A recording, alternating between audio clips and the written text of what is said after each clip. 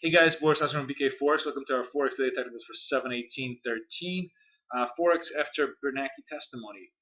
As always, trading Forex on margin carries high level risk and not suitable for all investors. I ask you to read this disclaimer very carefully to understand all the risks associated with trading Forex on margin and seek advice from an independent financial advisor if you have any doubts. Well, Big Ben testified today and kind of a dud. Didn't really make too much news. I didn't try to push the markets one way or the other, which I guess was sort of his intention. But when you look at the charts, it just created a lot of noise but little action.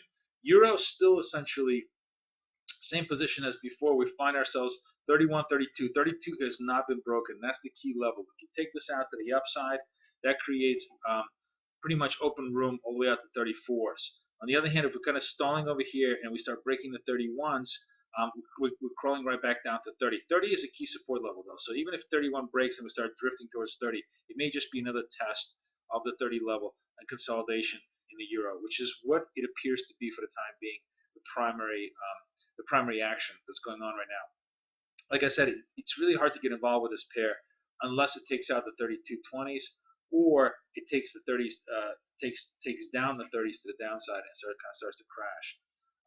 Yen looks a little more constructive actually. One of the morning street things was that he really wasn't that dovish, which held the yen up, and the yen, as you can see, sort of came back during the day. Did not quite make it to the 100, but looks like it's bunching up a little bit above 100, a little bit below 100, excuse me, in Asian session, and it's possible for us to make this run through.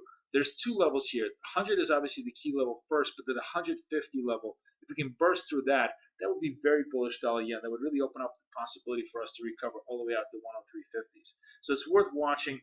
The probe to the downside got bought very quickly. 99 still the key support level. If 99 crashes, though, if we start crashing 99, it really, I would say the low here, which is the 98.96, we sort of come into around 98.80.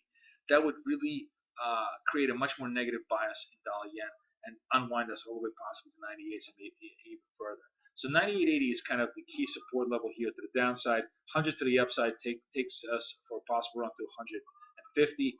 And if we get positive US data, maybe extends even that. It looks like mildly bid into Asia is for dollar yen. Pound dollar was the outperformer of the day today. Very, very hawkish BOE minutes, no more QE. They gave a boost all the way through 52s. There was also good labor data. Tonight is going to be the big event, would be the UK retail sales, so worth watching. And also, if the UK retail sales are pretty good, it's worth considering that we're going to have a run possibly all the way to the 53s. 53 is the next really, really big level of resistance. For us, right now we took out the 52s. If we can take out the 53s, it's open game on for pound.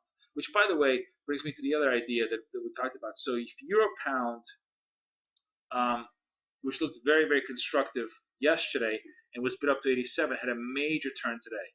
And I think it's worth watching because if you have any kind of pound strength here, it's going to turn all the way down to the 86s and possibly even further. So this massive turnaround in the euro pound, very much worth watching because if you get any support fundamentally out of the UK data, you could have a move all the way out to 86s as more and more of the late longs get unwound into this trade.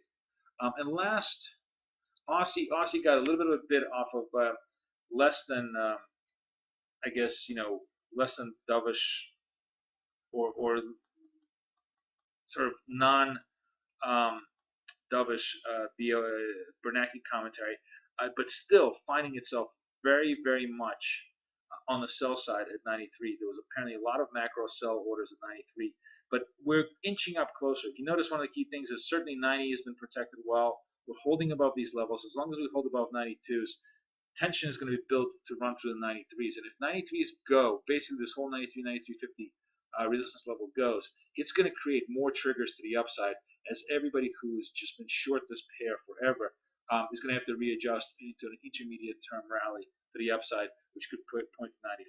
So really worth watching this 93, 93.50 level to the upside because if we have a turn, it looks like it could open up a run all the way out to 95s. That's pretty much how the trading shapes up into Thursday. We're starting to see the dog days of summer.